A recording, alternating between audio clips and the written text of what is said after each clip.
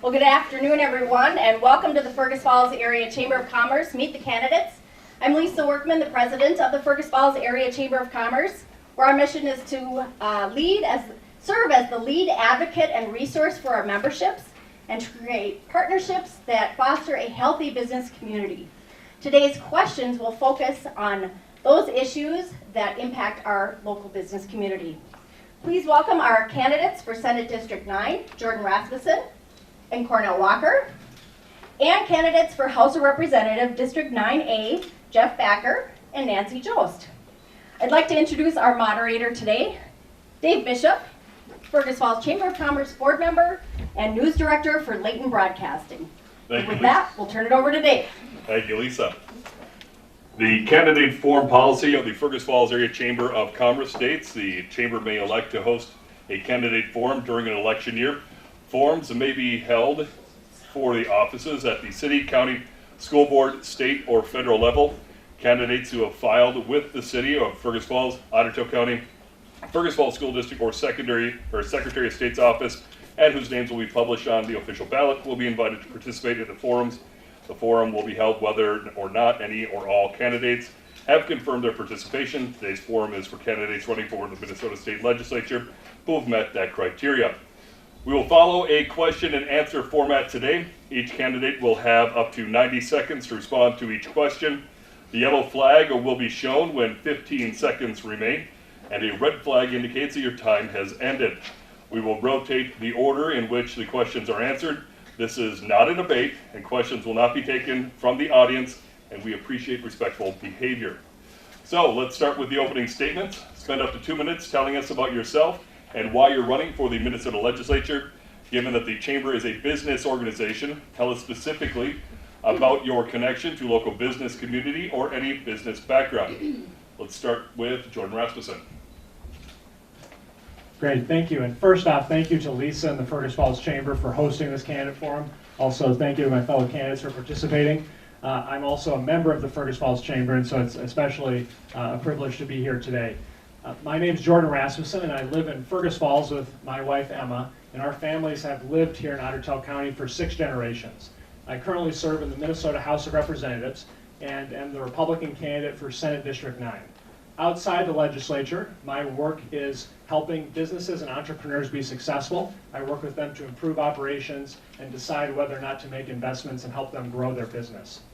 The reason I'm running today for the state senate is that I'm offering a proven conservative leadership that gets things done to the voters here in Senate District 9.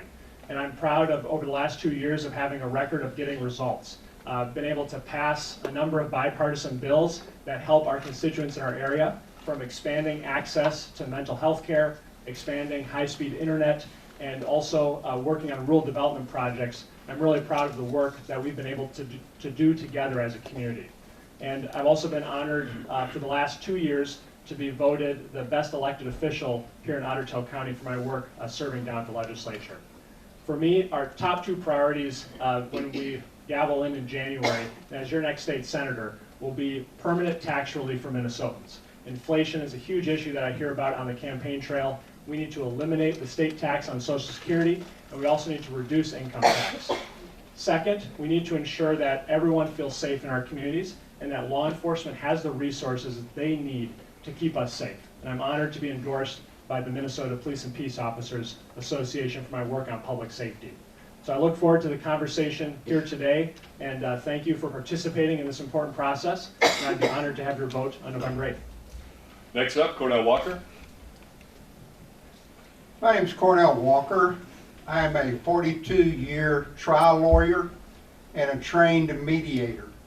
And I ran because I got tired of Republicans and Democrats saying no to each other simply because the idea came from the other side. We're in gridlock right now because we cannot compromise. The ledge sits there and says no to each other and accomplishes very little. My mediation background has trained me to try to bring people together. By that, I simply mean you take a mediation which is not binding, and you have participants who are as far apart as you can possibly get. And your job as a mediator is to listen and, more importantly, to hear what those people have to say. And then you try to bring them to an understanding and a realization that compromise, giving up a little, getting a little, beats the heck out of running down to the courthouse and having 12 people decide what's going to happen to your life. I want to keep going and do that for you. I will wake up every morning trying to think of what I can do to benefit the people of Senate District 9. It is time for a change. I ask for your vote. Jeff Becker? Should slide the microphone up or the button up. We're up. Hello? Here we go. We're live. I think we are. Okay. Yes, we are live. Well, first of all, my name's Jeff Becker. I'm from Browns Valley. We go in and out. I'm from Browns Valley, Minnesota. That's on the hump, bump, tip, elbow, nose that sticks into South Dakota. Okay, so I'm on the Key West part of this district, by the way. That's as far south as you can get in District 9A, which is geographically a little bigger than the state of Vermont. And there's two of me. I have an identical twin brother. His name is Jay. A little more insulation than I have. So in regards from my business background, first of all, I have volunteered as an EMT for 28 years for the Browns Valley Ambulance Service. I share that is because when you meet people in need at the time of crisis, you develop a different way of negotiations because you learn to listen instead of always talk. That's how you serve people. Just like 2 nights ago at 1:14, 4 nights ago at 1:30 in the morning, you serve those people. You also learn to work with law enforcement. You learn to work with social workers and so forth. My business background, the guy that looks like me and myself, we have 4 businesses. I won't get into the details of the business, but one of the things I've learned is when you go down from Iowa down to Canada, there is no longer a community larger on the Minnesota side. And that's, I hate to use that word, that's shameful. We have a lot of makers, job makers in our state, and we're exporting them over to North Dakota and South Dakota. And because of my business background, you learn to work with customers.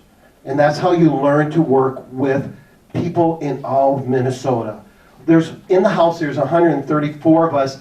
We all have one one goal, and that's to move Minnesota forward, and I have been able to do that. Nancy Jost? Good afternoon. I'm Nancy Jost. Can you hear me? I can't. Okay. I'm Nancy Jost, and I am running for the House of Representatives, District 9A. I grew up on a farm between Chicago and Alberta with my mom and dad and 7 siblings. I raised my 2 children in Morris, and I graduated from the University of Minnesota, Morris. I have worked at West Central Initiative for the last 20 years as the Director of Early Childhood, and I've been in the early childhood field for 50 years. I'm known across the state and even nationally as an early childhood expert, and that's what I come to politics with, is looking at what do we need for our children and for our families. Because our children are our future, and we need to make sure that they are cared for and supported. So that's really one of the biggest reasons that I got involved in running for office. The other is, as you can see, we need more women in politics on all levels. I think we bring a different perspective, and I think we're also, since we're half of the population, I think that our voices should be heard. I also work very much with people across the lines. I've worked with Jeff, and I have worked with Jordan in my job to make sure that we make the best laws that we possibly can for little children.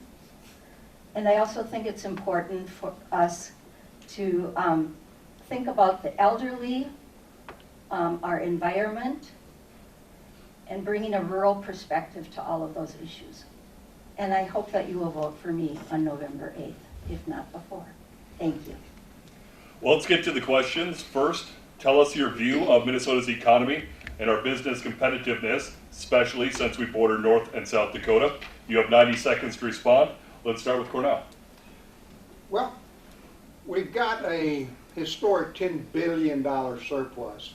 Cornell, can we talk in the mic? We have an historic 10 billion plus surplus. What I think we need to do is set aside about 4 billion of that for a rainy day fund, and then we need to put the rest of it to work, trying to get employment out here in SD9, trying to get training for those who are under-trained, trying to get good roads, trying to get a good, stable, and police force that can not only recruit but retain officers. We need to get it into our public schools, and that we haven't done. We walked away from the $4 billion agreement, and that is a tragedy. What we need to do is go back and start making life better for the citizens of SD9 now. Jeff? Yeah, no, I talked about in my opening, when we go from Canada down to Iowa, we no longer have a community larger. Back in the 50s, Breckenridge was larger than Wahpeton. And so what we're doing is we're really exporting our makers. So there are things that we can do. We first of all have to make it more affordable to live in Minnesota. We do not need an administration and a House majority that votes to raise on gas taxes. We're struggling, families are struggling.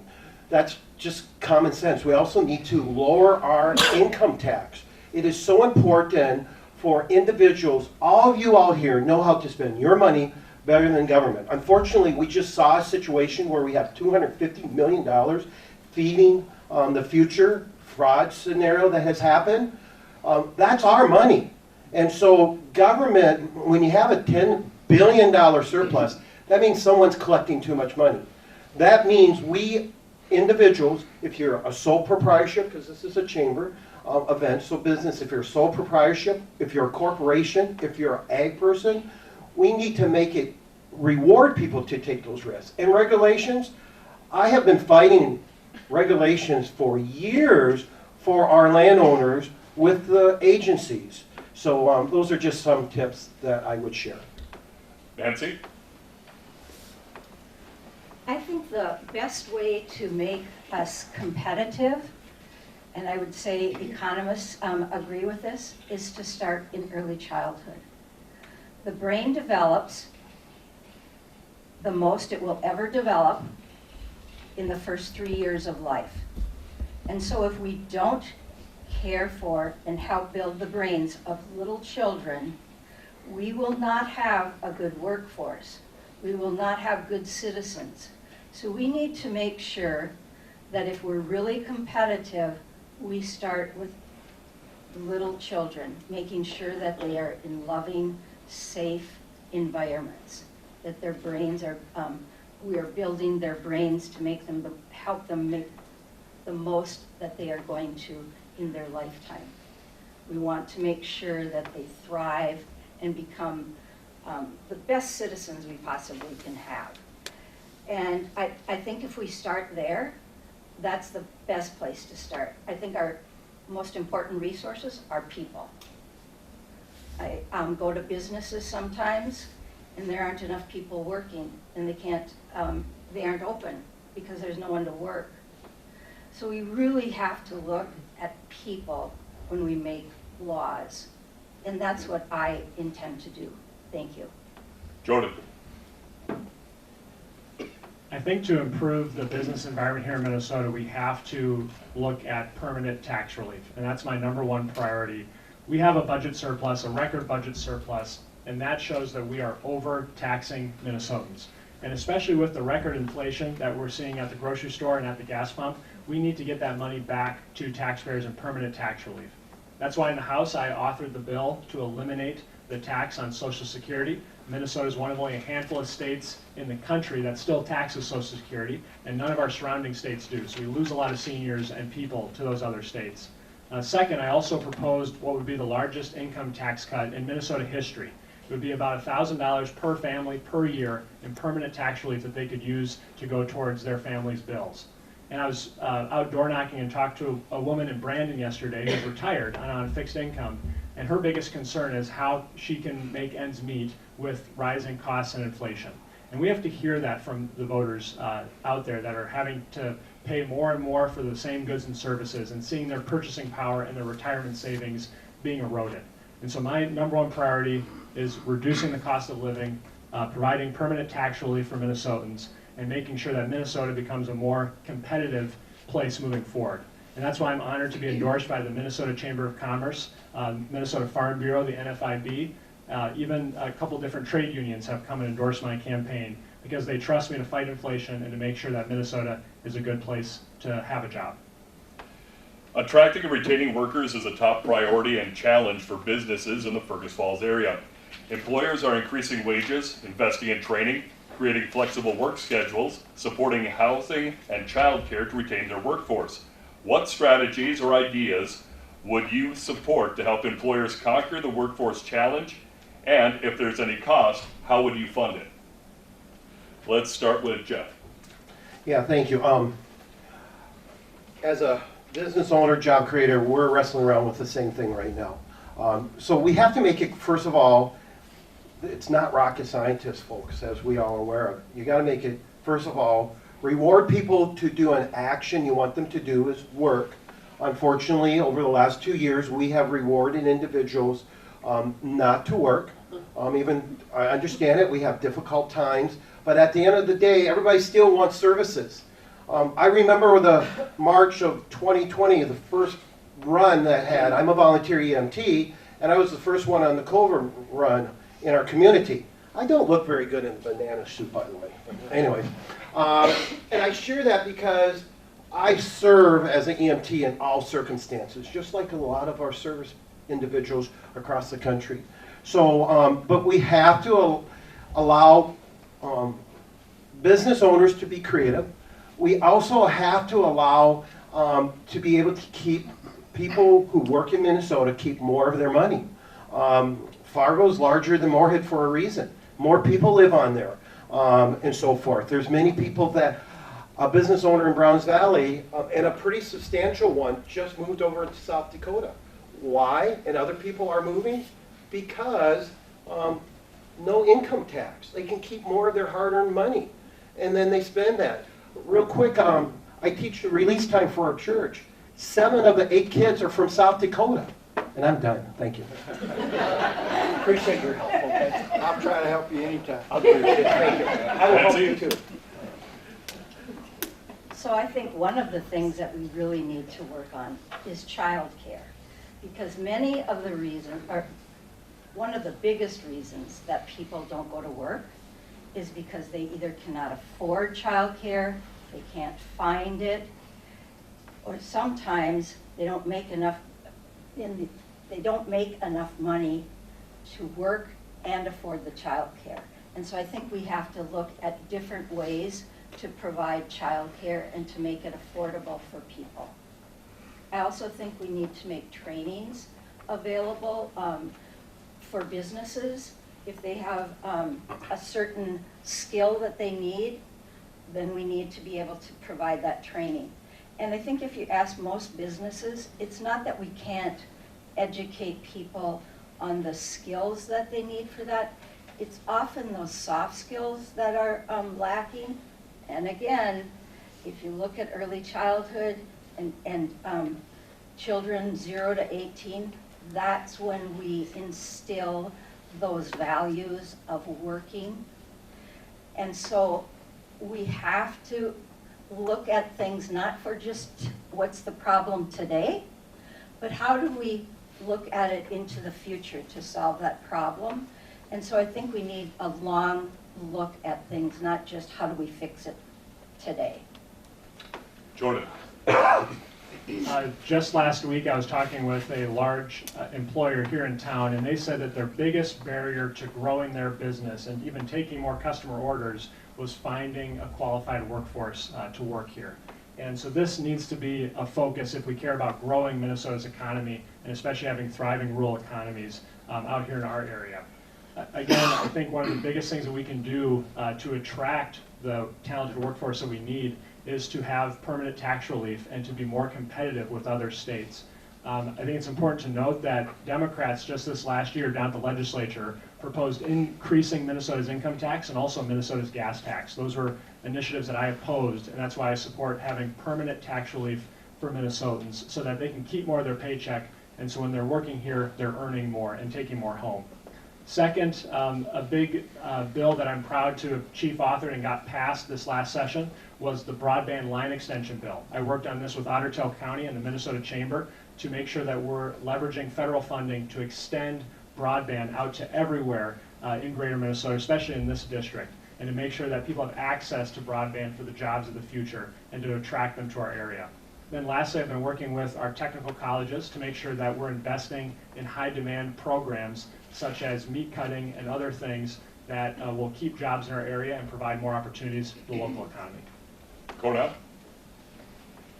I visited with one of the sheriffs in one of the counties here in this district, and I visited with the CEO of Pioneer Care. Both of them said that the problem they're having is recruiting and retaining officers. Not to beat a dead horse, those of you from Texas will know what that means. There was a $4 billion agreement that would have gone to some of the police forces to help them retain officers.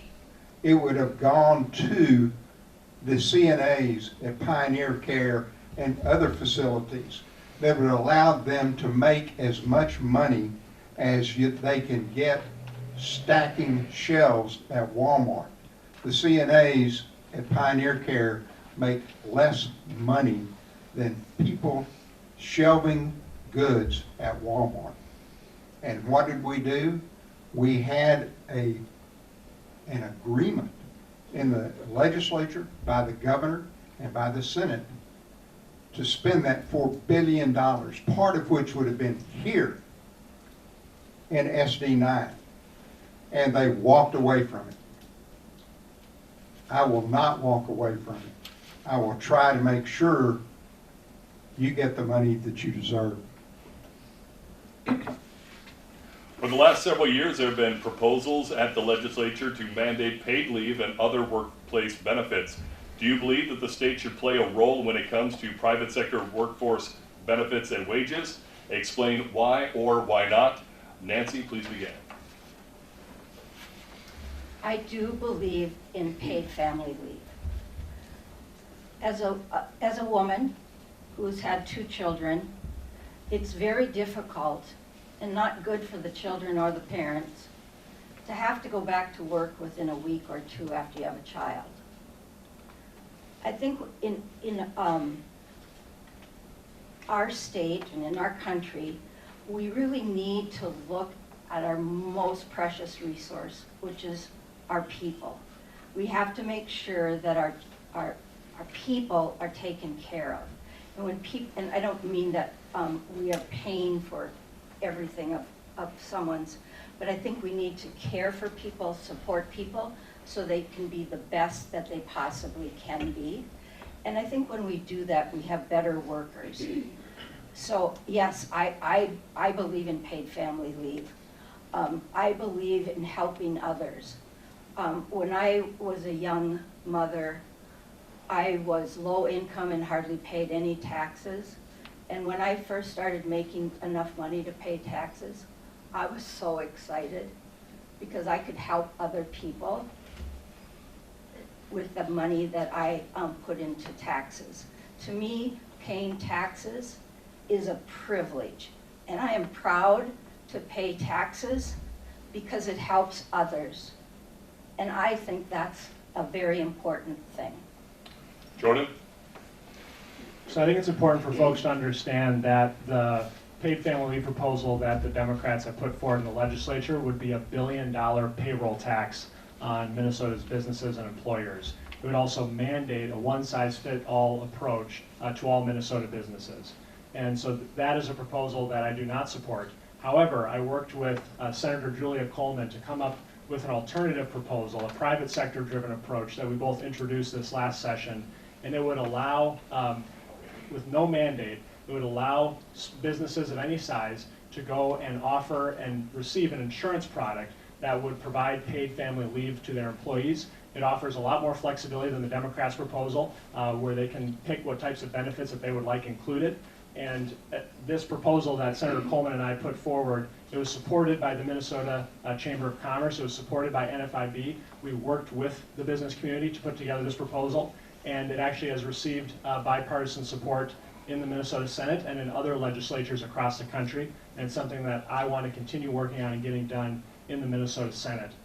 And the last thing I would say is we also included a tax credit for employers that have 50 or fewer employees to help them with the cost of offering paid family leave to their employees. But I think it's important. We don't want $1 billion payroll tax. We should work with the private sector to offer the most competitive benefit package that we can. Cornell?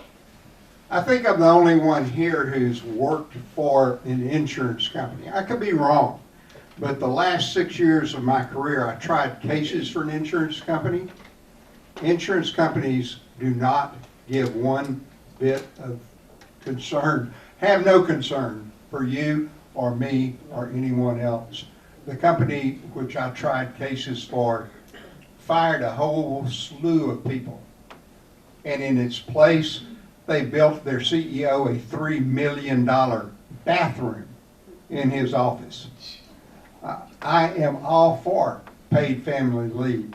What we need to do, and I compliment Jordan for trying to compromise. We've got to compromise. We've got to find a way where we can have some state support, some private sector support, but to rely on insurance companies to take care of us is borders on ludicrous. Jeff? I'll share you a story. I have two staff members in our business. One's a grandma, and one is just will be a mother. They have two different needs. They don't have the same needs like what we have seen that what's been proposed from the DFL side on family paid leave. So to say one size fits all does not do it. Person A that works with us wants to take care of her grandchildren and have that flexibility. That's between the staff and myself. Good employers will be working with individuals to do that. That's number one. Number two, when we start to lower income tax, that means people keep more of their own money so they can, if mom or dad wants to stay at home, they can stay at home. Because we know parents are the best child care out there. Now, I don't disagree that the state can have a role in it, but the program that was passed by the DFL is one size fits all. What works in Fergus does not work in Browns Valley, does not work in Brandon. So we need to, government does not have all the answers. Government can possibly offer grants to assist in that, but to have a program that says, St. Paul knows staff A, who's a grandma that works at BW, compared to a will be a new mom that works at BW, that's wrong. Minnesota has had a budget surplus for several years. What are your thoughts on Minnesota's state budget? If the surpluses continue, would you support reducing taxes? Or do you believe surplus revenue is an opportunity to invest in more government programs? Jordan, we'll begin with you. So for me, permanent tax relief has to be the focus with our budget surplus. And we already fully funded government in 2011, where there's a more than double-digit increase in state government spending. And Minnesota, in a lot of regards, is a top 5 or top 10 tax state in the country when you look at us and compare our tax rates. And so if we want to become more competitive, if we want to attract more people to our community, more businesses, more capital, we have to make ourselves more competitive. And the record budget surplus that we have is evidence that we're overtaxing Minnesotans. And so there's been a lot of different proposals put out there on how to reduce taxes. But for me, it's eliminating the Minnesota state tax on Social Security and also looking at lowering everyone's income tax rate so they can have more in their paycheck. I think it's important, I opposed the one-time WALS checks and I'm advocating for permanent tax relief that small businesses and families can plan on and depend on. I also think it's important that we fund and support law enforcement. And I'm honored to be endorsed by the Minnesota Police and Peace Officers for my work on looking at how we could improve the pension benefits that are offered to them across the state. And secondly, I'm also honored to be endorsed by Care Providers, which represents nursing homes and assisted living facilities across Minnesota, for my work on making sure that nursing homes have the resources they need to take care of our elderly here in the community. Cornell. Jordan and I agree on one thing. We need to reduce some taxes. But the budget surplus gives us an opportunity to set aside about $4 billion for a rainy day fund. And contrary to popular belief, or as Mr. Rasmussen and Mr. Becker say, this surplus didn't just generate here, it comes from the federal government. And that is where that money came from, not because we're overtaxed. Are we overtaxed? You bet.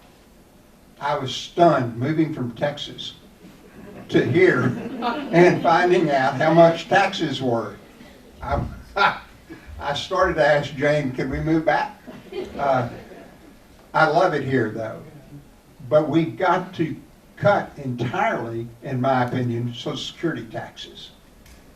Our people should not be taxed twice on their Social Security benefits.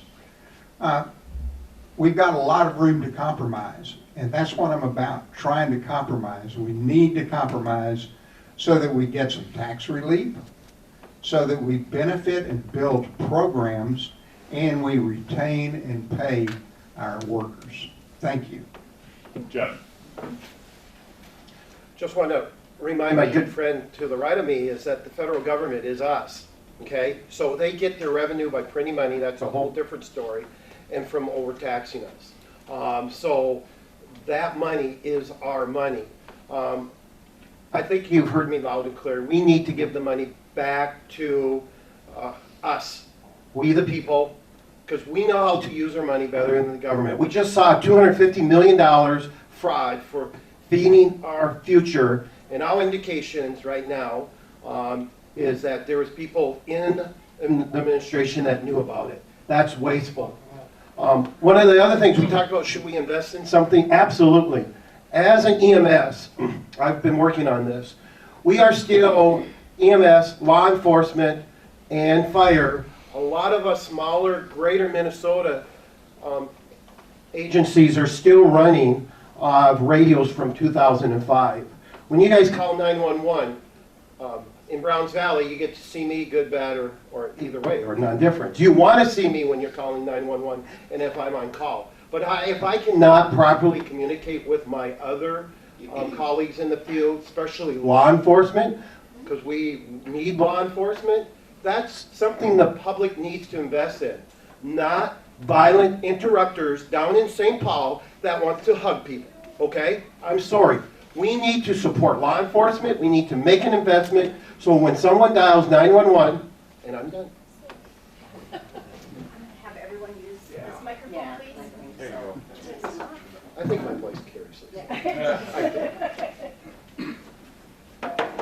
So I like to look at things not as one or the other. I like to look at things as how do we do both.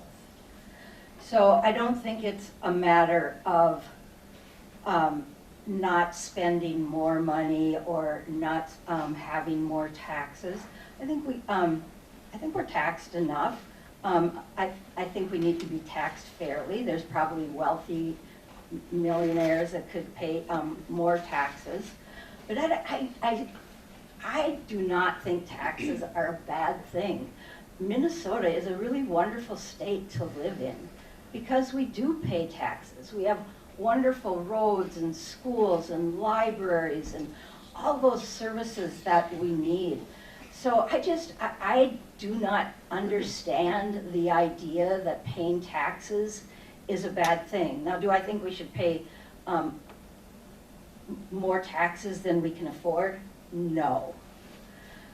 But helping other people with my tax dollars, to me, is what I want to do.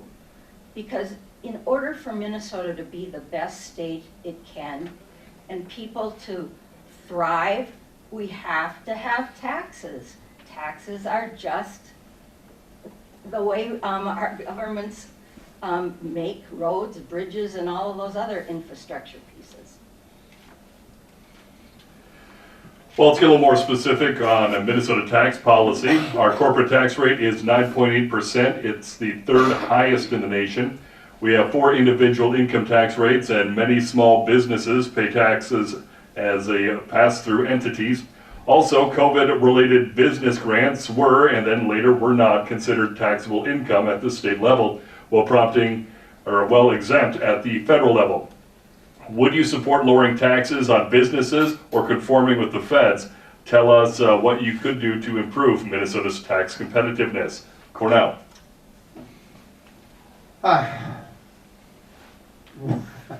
One thing we can do to increase our competitiveness is consider having some way to raise revenue other than a state income tax. That will require thinking, and it will require a new approach. But we in this state, and I love it here, tend to want to tax our way into money. And that puts a burden on the people. Our corporate rate is obscene on businesses. Those have to come down. But we have services and goods here that need to continue. So there's got to be some alternative method to raise those revenues. That is the job of the legislature, and I want to sit down and hold town hall meetings with the people of SD9 and hear what they have to say about how we can go about improving the life here in SD9, including limiting taxes. Thank you. Jeff. To answer your question, yes. Okay, just to answer, it's a simple answer. I agree with Senator Scott Jensen running for governor on the Republican side. We need to, in 4 to 5 years, look at a way to eliminate income tax for everybody. Individuals know how to spend their money better than the government does. There are services that the government has to provide. I get that. But when you have individuals moving from Minnesota, the job creators, to North Dakota and South Dakota, it says a lot. Nancy. Would you repeat the question for Yep. me, please? Let's get a little more specific on Minnesota tax policy. Our corporate tax rate at 9.8% is the third highest in the nation. We have 4 individual income tax rates, and many small businesses pay this as well as pass-through entities. Also, COVID-related business grants were, and then later were not, considered taxable income at the state level, while exempt at the federal level. Would you support lowering taxes on businesses or conforming with the feds? Tell us what we could do to improve Minnesota's tax competitiveness. I do think that we should lower taxes on businesses because they are, the backbone of our communities.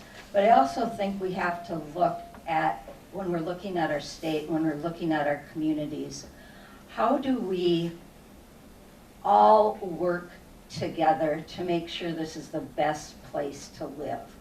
So it's not just businesses, it's the schools, it's the farmers, it's health care, the recreation. It all has to work well in order for us to have a wonderful community for people to want to live in and to thrive. And I work across the country, and I work with states that have less taxes, and they're not the greatest places to raise children. And so there has to be a balance between the taxes we pay and the services we provide. I think a lot of what we do as legislators needs to be about balancing what is needed and what we have. And because I've been poor, I know how to budget, but I do think we need to look at what comes in and what comes out when we're budgeting. Jordan. So to answer your question, Dave, yes, we have to have federal tax conformity, and I have supported having federal tax conformity for Minnesota's tax code. And then I also support looking at lowering Minnesota's corporate tax rate. Actually, Governor Walz's own Department of Revenue said that the vast majority of corporate taxes show up in inflation in terms of higher prices for consumers or lower wages for employees. And so even though the business might be remitting those taxes to the state, it comes out of all of our pockets and is driving the cost of living here in Minnesota. I think it's important, even though we've heard a little bit tonight about some bipartisan interest in lowering tax rates, which I am glad to hear, it's important that for folks to know that Democrats down the legislature want to increase taxes. Governor Tim Walz, who's endorsed my Democrat opponent, he is opposed to eliminating the tax on Social Security. He opposed it. He wouldn't pass a clean bill when the legislature and Senate Republicans were willing to do it. And just a year ago, he proposed increasing the gas tax on Minnesotans and indexing it to inflation. He also wanted to add a new income tax rate onto Minnesota's tax code. And so I think it's important for us to know the record of legislative Democrats. They want to raise taxes, and I'm proud of the proposals that I've put forward this last session that would actually permanently reduce the tax burden on small businesses and on employees across the state. Healthcare is a critical issue to all of us. What is your view on healthcare reform? Are you more likely to favor a single-payer system managed by the state or federal government?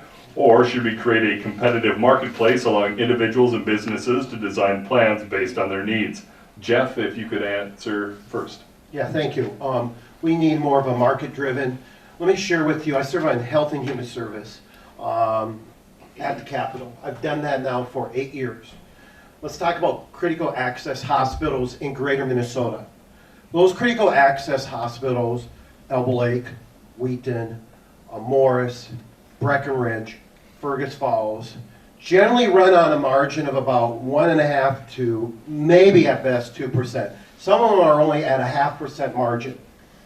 And that's because 70%, 65, 70, sometimes up to 77% of their revenue that comes in these important hospitals. I visit 4 of them in the area as an EMT, Graceville, Wheaton, Sisseton, and Ortonville, depending where the patient wants to go that evening or during the day.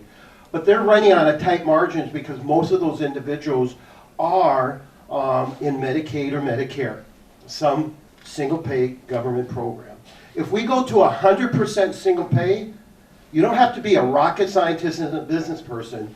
You're not going, these hospitals are going to shut down.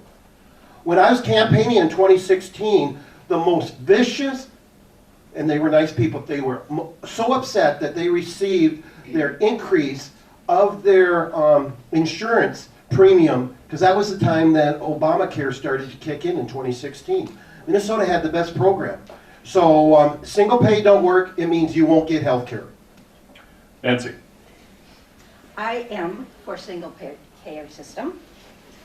I think that most bankruptcies are due to people not being able to pay for their health care when they have something catastrophic happen.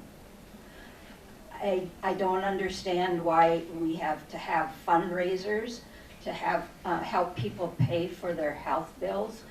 I don't think that's right. I don't think that it's right for people to lose their any of their savings because they can't afford to pay for a child's health care or for an operation that is needed. I think that everyone deserves to have health care. And in other places, other countries, they do that and people have care. Jordan. I do not support a single-payer healthcare system here in the state of Minnesota. We have to have a market-driven healthcare ecosystem, and as Representative Becker mentioned, that's critical to having access to healthcare here in greater Minnesota. If you go talk to any of the hospital administrators and say, if you were to go on a single-payer system, they'll all tell you that they can't afford that and they would have to shut down. I was talking with a retired gentleman in Perham last week, and he was worried that he would have to go back to work because of the cost of healthcare. And this is a serious issue that both employers and Minnesotans are facing, and that we need to take action on at the legislature. Last year, I worked with a Democrat named Steve Elkins to put together a health mandate review process that we got passed into law from working with the Minnesota Chamber of Commerce. And this reviews any new mandates that are coming into the healthcare sphere, and it does a cost-benefit analysis to see if it's going to drive up health insurance rates here in Minnesota. That's something that we can do. We have to look at more mandates that are unneeded, that are just causing more paperwork churn when you go to the doctor's office and not actually driving care. Another policy that I have supported and authored a bill on is to repeal the provider tax. In Minnesota, we tax you if you're sick. In Minnesota, I think we tax pretty much everything. But for me, that drives up the cost of healthcare. We need to repeal the provider tax. And I also just wanted to mention that I'm honored to be endorsed by the Minnesotans for affordable health insurance for my work on providing affordable health care to Minnesotans. Cornell. First of all, I want to clarify something. I am not in the legislature right now. Two gentlemen on either side of me are responsible for the mess we're in now, not me. Having said that, we've got to try to compromise. We've got to try to use good ideas from both sides. Is single payer the best idea and the only idea? No. Is market the only way to go? No. We've got to be able to sit down with each other and talk to each other and try to figure out how we can work together to create a healthcare system that serves the people of Senate District 9 and Minnesota.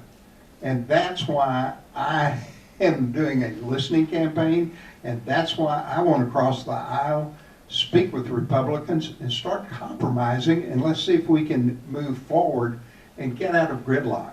Thank you. Okay. How do you view Minnesota's regulatory system? Do you believe we can have a strong economy and a strong environmental protections, or do you see those goals at odds with each other? Nancy. I do not see them at odds. I think we can have regulations to save our environment for our future generations and be a healthy business environment.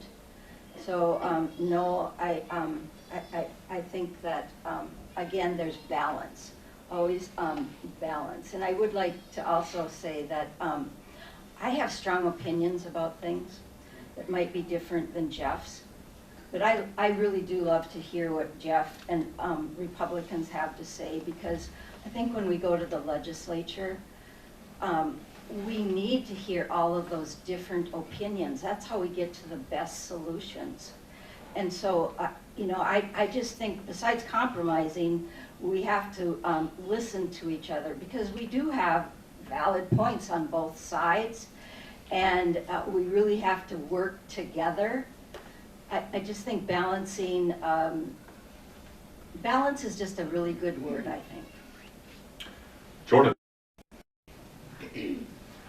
So I was fortunate to be able to participate in scouting growing up and was an Eagle Scout, and so I appreciate how important it is for us to be good stewards of our natural resources and our environment here in the state of Minnesota. I actually worked with Representative Paul Marquardt on passing a bill that would put more funding into our soil and water conservation districts, which do great work here locally on conservation projects and protecting the environment.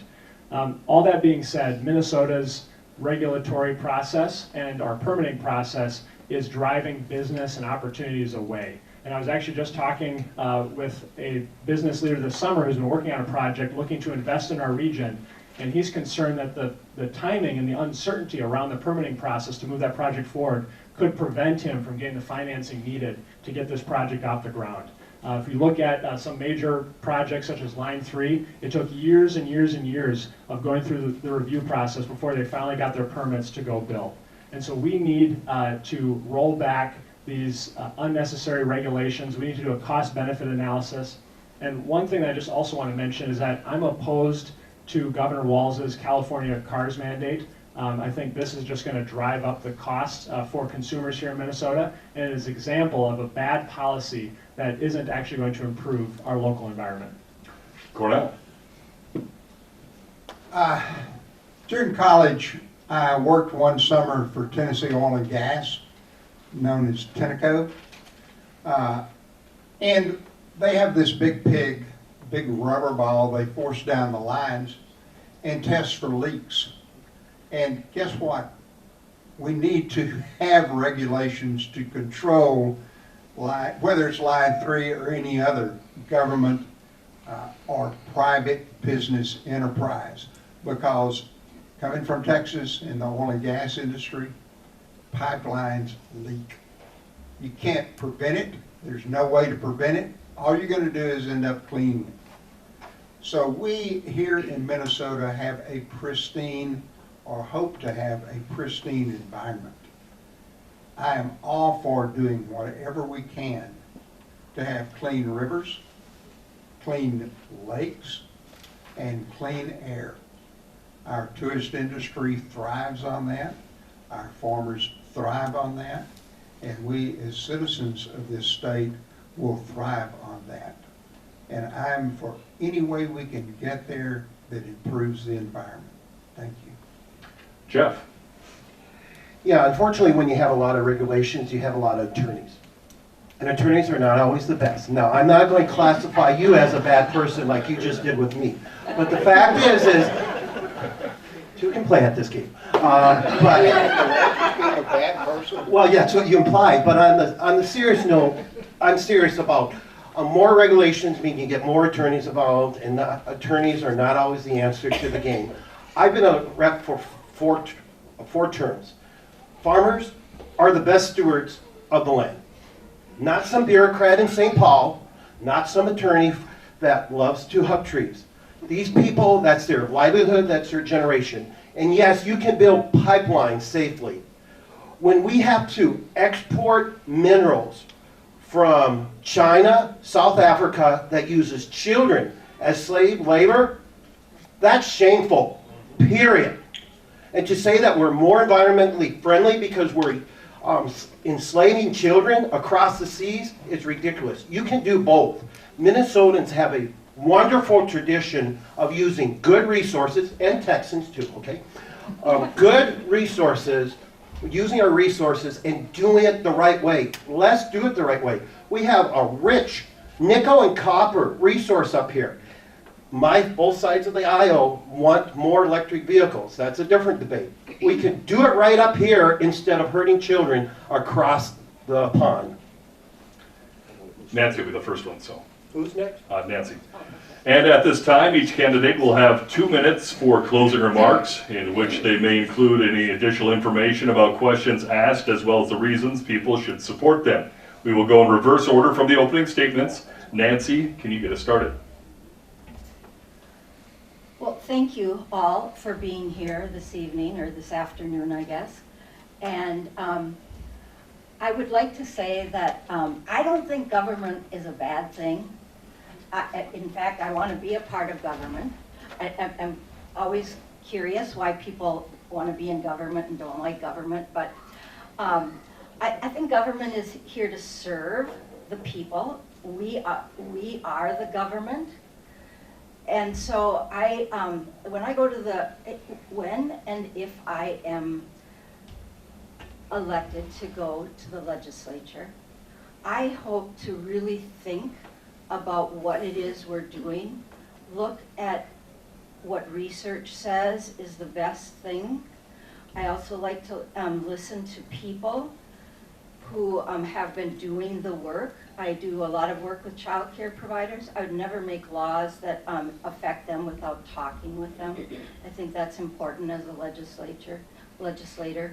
But I really do feel like it's very important to make sure that we keep people in our sight as our most important and precious resource.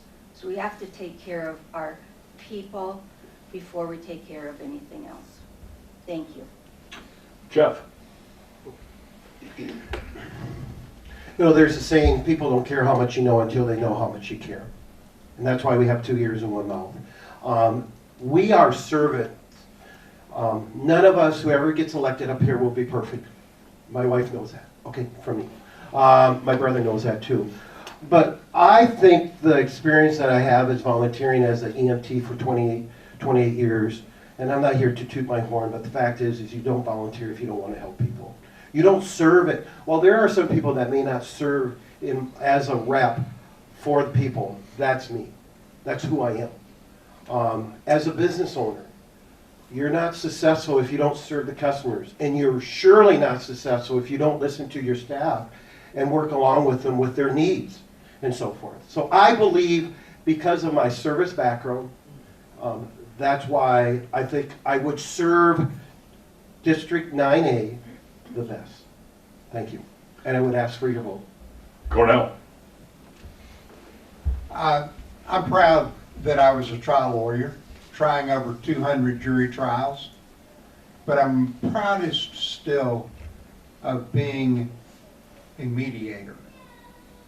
One of my mediations, and I'll try to be brief, was a family law matter, and the two people hated each other. I mean, truly hated each other, and we were getting nowhere. No one was giving anything. Everybody wanted, I want this blue plate. Why? Because my spouse wants that blue plate. So I finally, in desperation, went into the husband and I said, okay, list everything you want. Besides killing your wife, list everything you want. And he made this long list. I sat down with him and we went through that list item by item, and I said, do you think the judge is going to give you this? And he said no. And he said no to about 15 items. I said, okay, let's work on those things that you think the judge might give you. And in about another half a day, we were able to settle that case. I want to work for the people of SD9. I want to hear what SD9 has to say. We do not need St. Paul dictating what goes on out here. We need to have people who are willing to come here, listen to us, listen to what you have to say, and then take those ideas back to St. Paul and say, this is what we need in SD9. I ask for your vote, and I ask for your vote because I am the most experienced person up here, also the oldest. Thank you. Jordan? Well, I just want to thank again Lisa and the Fergus Falls Chamber for hosting this, and for my fellow candidates for participating today. You know, I'm running for the state senate to offer proven conservative leadership that gets things done on behalf of our community. And it's easy to talk about getting things done in a bipartisan way, but I have a track record of actually doing it on behalf of our community. Whether it's increasing funding for crisis stabilization units right here in Fergus Falls, or reopening the driver's exam center, working with the local chamber to get that done, or chief authoring and passing legislation that is going to increase broadband access. I'm proud of the work that we've done in the last 2 years, but we still have a lot of work left to do to get Minnesota back on the right track. And for me, those top priorities are permanent tax relief for Minnesotans, and also making sure that law enforcement has the tools that they need to keep us safe. And I think it's important, and there's a clear choice in this election. Are we going to send the Twin Cities Democrats and Governor Walz an ally down to the legislature, or are we going to send someone who has a proven track record of delivering for small businesses, farmers, and our rural communities here today? And so thank you again for the opportunity to discuss the important issues of this election, and I would be honored to have your vote on November 8th to get Minnesota back on the right track and make sure that our community remains a great place to live, work, and raise a family. So thank you for the opportunity today. Well, please give a round of applause and a thank you to our candidates for participating in Fergus Falls Chamber's Meet the Candidates. Feel free to gather outside and to have a conversation with the candidates. Thank you for attending, and remember to vote on Tuesday, November 8th.